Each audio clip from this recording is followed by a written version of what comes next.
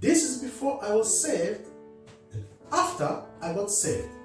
What I used to believe and what I believe today.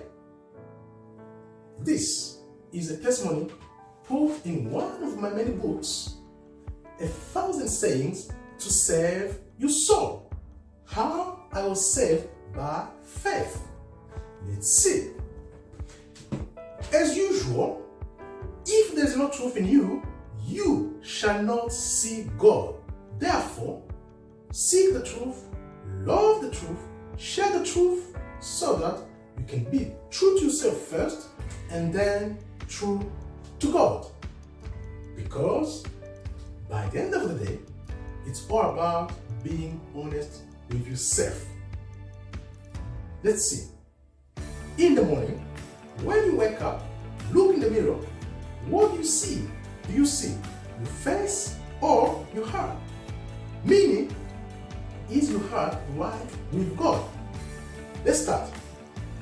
Today, the words we are going to share from my book are the following. People compare science with God.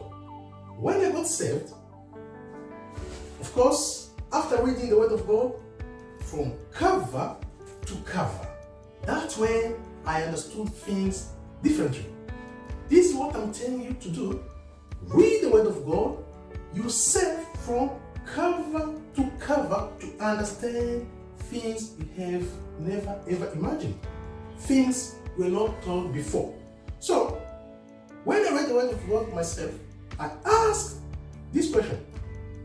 Why do people compare God with science? Let's see. For instance, science does not know how the brain holds knowledge. This is a fact. You ask science, how does the brain hold knowledge? You will not figure out. And of course, you realize, even though people compare science with God, they know deep into their heart that God is way, way bigger than science. Why? This is when, after reading the Word of God, you understand it takes supernatural power to understand the Word of God is way bigger than the things of the world, material things, right? This is when you have lost everything and sit down and ask yourself, open your eyes. When you feel you have lost everything, that's the moment you start understanding things because you have read the Word of God yourself. So, when you feel like you have lost everything, then you have nothing to lose but God. You have God on your side, then you start seeing things. That's when things start opening themselves to you. Then you understand. So that's why I think people who are not saved, who do not read the Word of God themselves, they don't understand. They feel like all the things they're doing, it's called science. Now that you have read the Word of God yourself, you understand things, ask questions, and then you seek understanding. You seek the truth. What's next? In this book, I talk about why I had to learn Hebrew. Why? Why that?